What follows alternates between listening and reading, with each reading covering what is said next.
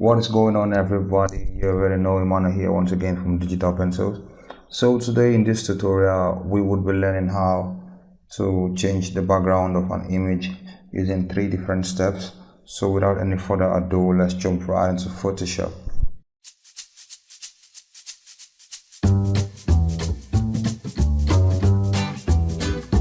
Alright guys, here we are at Photoshop.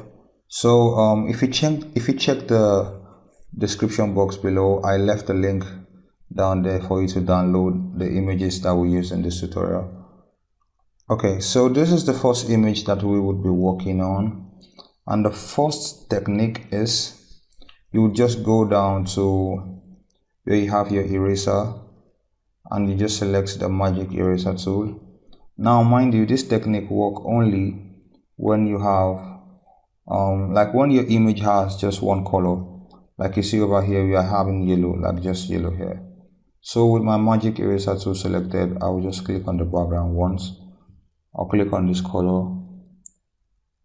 I'll click here. I'll click where I just have the yellows. I'll click over here. And let me zoom in closely to a hand. Back to my magic eraser. I'll click here. Control 0 to go back to page. And if you look closely, we still have some yellows over here.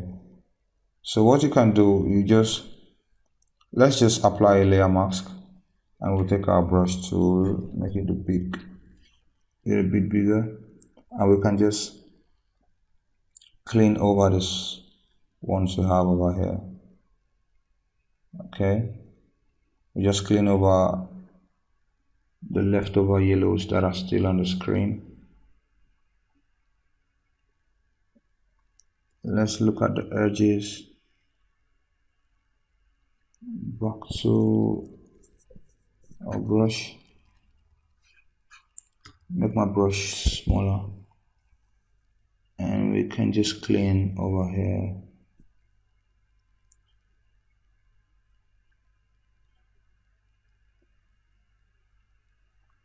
Like that. So in case you're wondering why I applied this layer mask over here, so let's say I was cleaning her hair over here and I just made this mistake, like I went into the hair, unintentionally. So with my layer mask selected, like with the help of my layer mask, I can easily apply that place back in.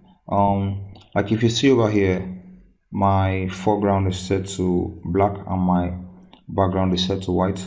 So for me to bring that back, I just have to toggle between my foreground and background. So I'll have to make sure that my foreground is set to white.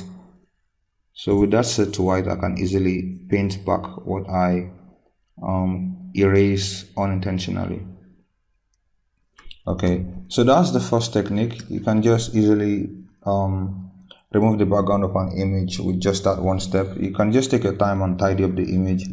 Like as you can see over here, we still have some yellows. You can just take your time and erase all of that. That still works. Like when you download a PNG from, let's say, from Google, and you just see it has this background. Okay, it still works. Like the technique still works here. I'll just go to my magic eraser tool and I'll just click once on the background and it takes it all away. So if I move them around, you see, I just have this love images here without the watermark background there. So let's go back and check the second technique. So I'll just press F12 to have my image in its original format. And so the next thing I would do is I will go over to my select and I'll click on subject. And Photoshop will automatically select this image for me. So I can just go in and use my quick selection tool to tidy up the image. I'll Control Z for that. So I can just use my quick selection tool to adjust the image and make it look perfect. Take it up a bit. Control Z. I'll take out this part.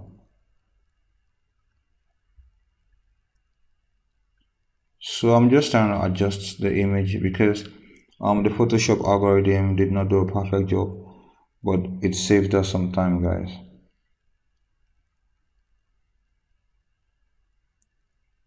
So if I want to make a new selection, I will just go over here, I hold on Alt, and I make a new selection here. Okay, Control 0 to view the whole canvas.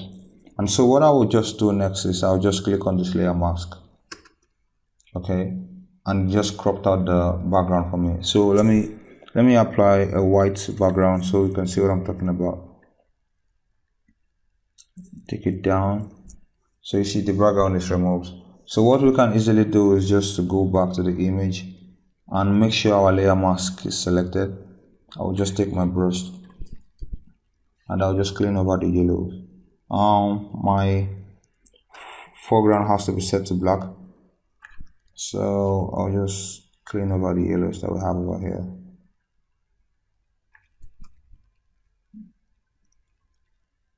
Come down here,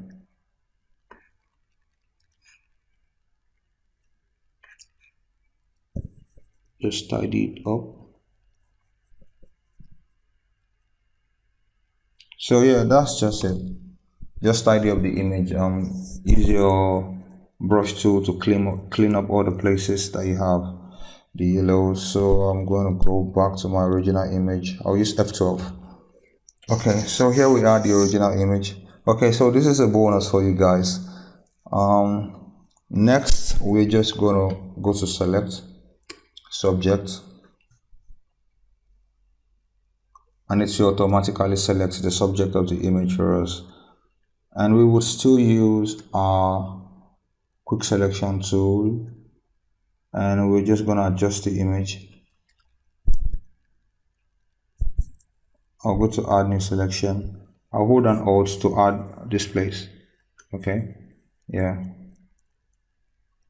Okay, so if I want to easily remove the background, let me add her glasses. I think they were not part of the selection. Nope. Okay, Control 0. So what I can just easily do is hold down Control and I'll press J. And now if I lock the main background, you see that we have this image removed from the main background. So I'll just add a white solid color so you can see it properly. So as you can see, the shortcut was just Control J. Okay, so that's a bonus for you guys. So let me press F12 to go back to my main image. So the last and the final method is I'll go back to my select and subject. Now there are so many ways you can make a selection. Okay, let me press Ctrl Z to deselect. I can use my quick selection tool and let me make my brush a bit bigger. I'll just drag over this lady, and that is one way.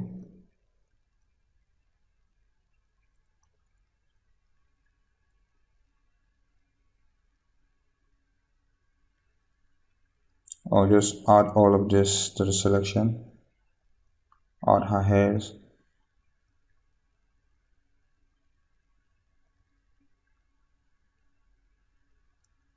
But you see, it takes a long time, you know, like there are so many selection tools you can use. You can use the lasso, the polygon, the magnetic, any one of your choice, but the quick selection tool is the one I use most often.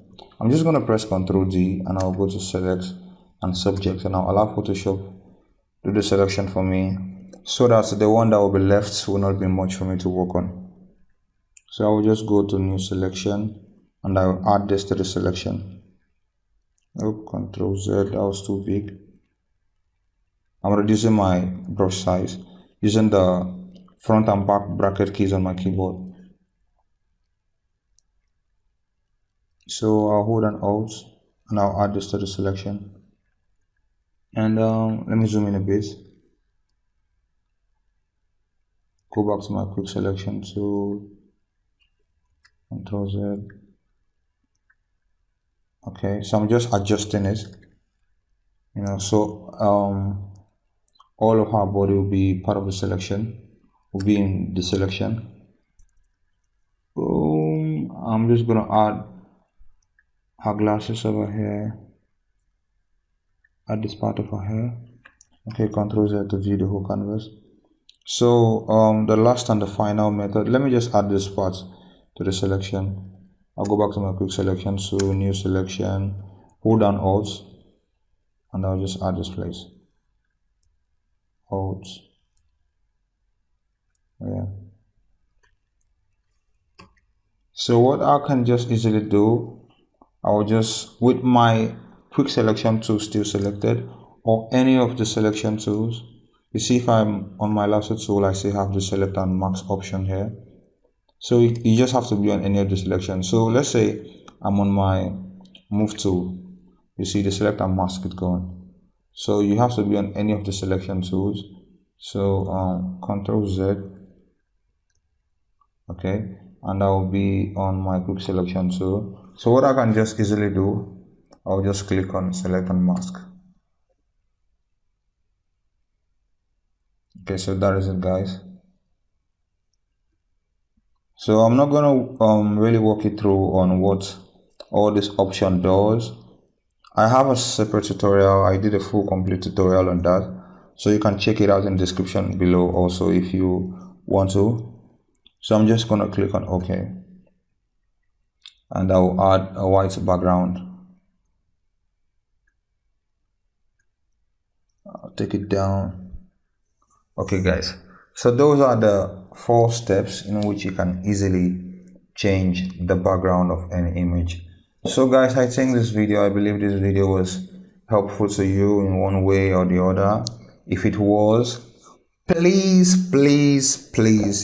just give me a thumbs up. All right, it wouldn't cost you nothing. Just give me a like, and I will really appreciate your time for just clicking on that like button. So thank you so much for watching my tutorials. Thank you so much for watching my videos. See you in the next video.